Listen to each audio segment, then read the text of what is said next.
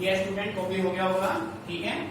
तो प्यारे बच्चों, ये टॉपिक भी आपका इंपॉर्टेंट था। इसके बाद अब हम जो टॉपिक करेंगे, ये मान लीजिए इससे भी इंपॉर्टेंट टॉपिक है आपका, ठीक है।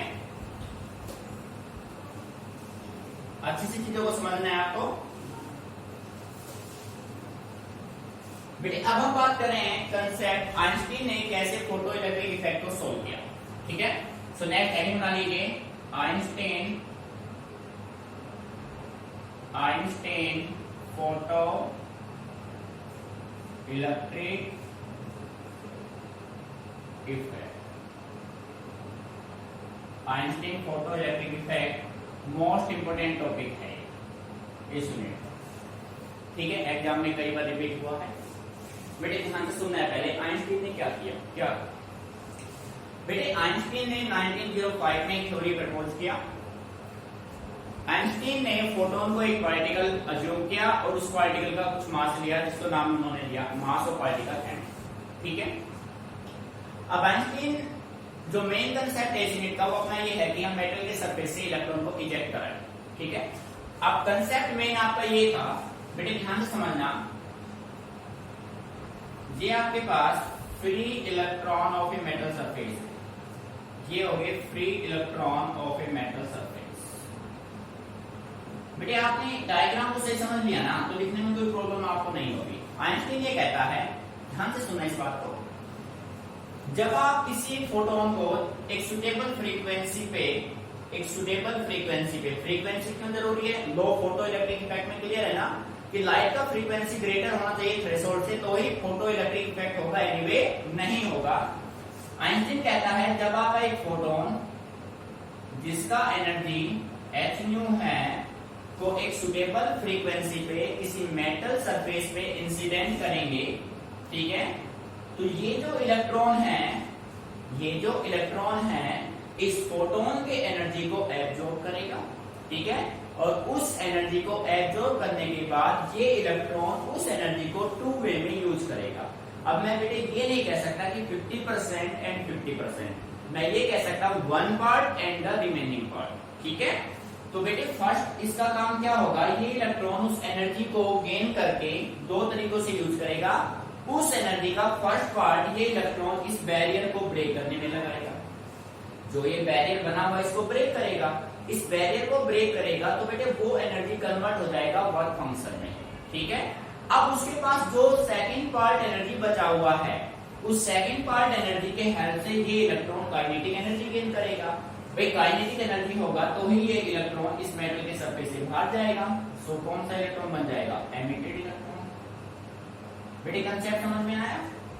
आइंस्टीन ने कहा कि जब आप एक फोटोन जिसका एनर्जी h न्यू है को एक सुटेबल फ्रीक्वेंसी पे मेटल के सरफेस पे इंसिडेंट करेंगे, तो ये जो फ्री इलेक्ट्रॉन होंगे मेटल के सरफेस के, ये उस एनर्जी ऑफ फोटोन को एब्जॉर्ब करेंगे और दो वे में यूज करेंगे, use in two way.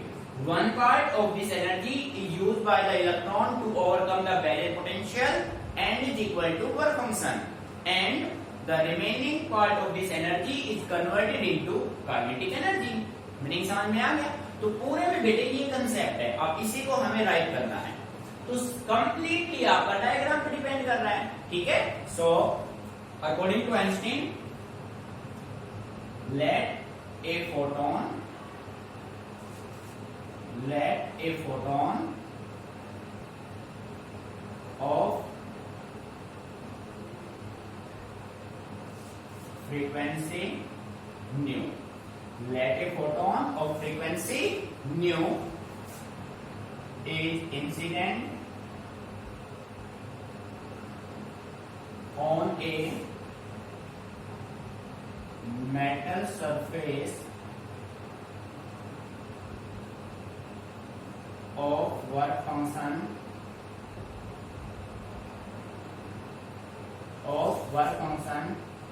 phi naught, ठीक है, and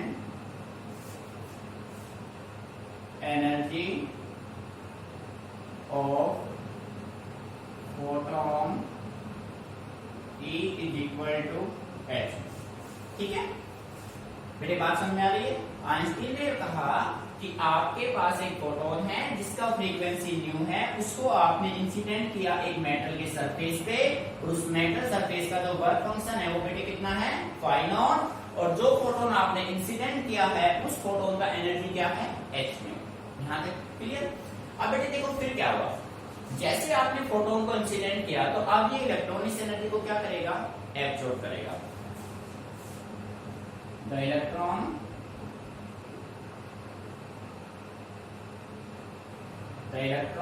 absorb this energy and can be used in two way। मेरी बात को समझना, हम गलती से भी ये नहीं कह सकते कि 50% एंड 50%। बेटे आप हमेशा कहेंगे 1 part and the remaining part. 50% तो आप कह ही नहीं सकते, हाफ भी आप कह नहीं सकते, आप नहीं कह सकते हाफ एनर्जी इसमें हाफ उसमें, ऐसा नहीं कह सकते। हम कह सकते 1 part and the remaining part, ठीक है। The electron absorb this energy and can be used in two way। one part of this energy is used by electron to overcome barrier and is equal to work function।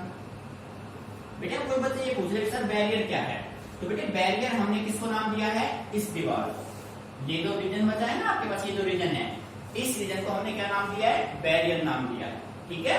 सो इसको cross करने में जो energy use करेगा वो किसके equal हो जाएगा, work function के इक्वल हो जाएगा। And the remaining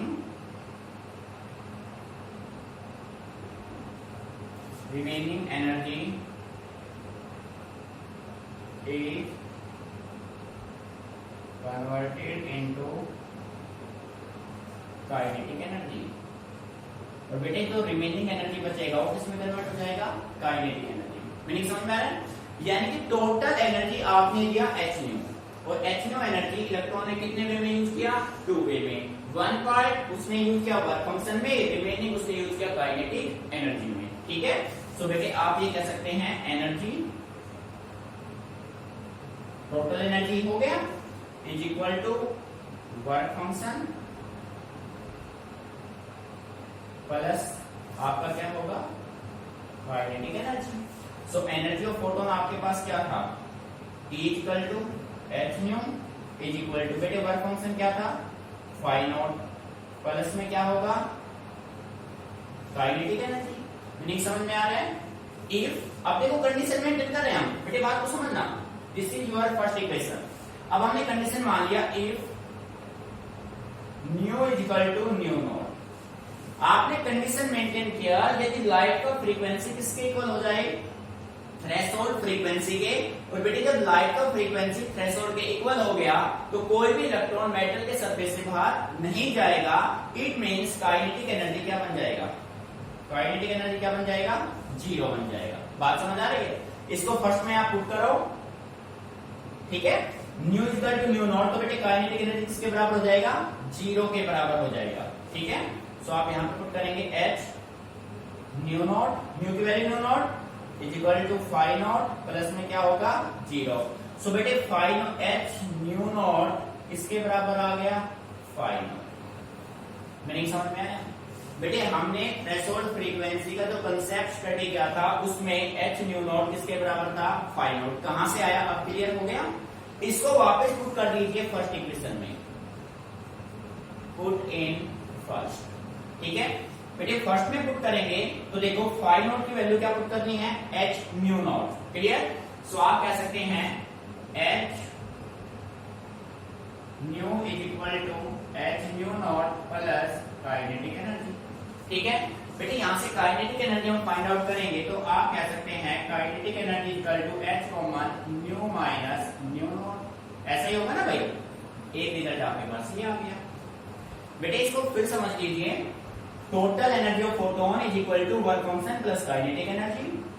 energy of photon h nu, work function phi naught, kinetic energy आपका काइनेटिक है। अब आपने कंडीशन लगा लिया, if frequency of light is equal to threshold frequency, जब लाइट का फ्रीक्वेंसी थ्रेशोल्ड फ्रीक्वेंसी के इक्वल होगा तो कोई भी इलेक्ट्रॉन बाहर नहीं जा पाएगा। इलेक्ट्रॉन बाहर नहीं जाएगा, एमिट नहीं होगा, तो उसका काइनेटिक एनर्जी क्या होगा? जीरो। सो काइनेटिक एनर्जी क्या हो गया? जीरो। इस वैल्यू को आपने फर्स्ट में पुट किया तो रिजल्ट बना h nu naught is equal to phi naught plus zero. So h nu naught क्या हो गया? Phi not. इस वैल्यू को वापस किसमें पुट किया? फर्स्ट में। तो आपका रिजल्ट ये बन गया, यहां से कॉमन आपने लिया। ठीक है, अब मान लेते हैं इफ वी नॉट, बेटे देखो ये है न्यू नॉट थ्रेशोल्ड फ्रीक्वेंसी, ये V naught. V naught, if V naught is the stopping potential, is the stopping potential, then बेटे का ये रिलेशन अपने पास होता है EV naught is equal to H nu minus nu naught. एक relation ये बन गया। बेटे जो फॉर्मूले हम बना रहे हैं ना, ये सभी न्यूमेरिकल्स के लिए हम बना रहे हैं। EV नॉट बेटे काइनेटिक एनर्जी इक्वल होता है स्टॉपिंग पोटेंशियल के। ठीक है, sorry EV naught is equal to kinetic energy आपका होता है। इसको हम प्रूव करेंगे नेक्स्ट टॉपिक में। क्लियर? नेक्स्ट आप मान लीजिए if lambda naught is the threshold wavelength, then AB naught या आप सीधा लिख सकते हैं kinetic energy is equal to बेटे H it is frequency C by lambda. H C by lambda होता है ना भाई, फ्रीक्वेंसी क्या होता है? C by lambda. So C upon lambda minus C upon lambda naught. बेटे एक फॉर्मूला ये बन गया। बात समझ में आ रही है? यानी कि न्यूमेरिकल्स के अकॉर्डिंग, न्यूमेरिकल में जो डाटा है, डाटा के अकॉर्डिंग आप फॉर्मूले यहां से पिक कर सकते हैं। ठीक है, तो बेटे ये था आइंस्टीन का फोटो इलेक्ट्रिक इफेक्ट। मीनिंग अच्छे से क्लियर? तो बेटे पेपर में मैक्सिमम टाइम ये टॉपिक रिपीट हुआ है, आइंस्टीन फोटो इलेक्ट्रिक इफेक्ट। मैंने क्लियर? अच्छे से ऑब्जर्व कीजिए, कोई भी पॉइंट समझ में नहीं आ रहा है तो आप डिस्कस कीजिए। ठीक है,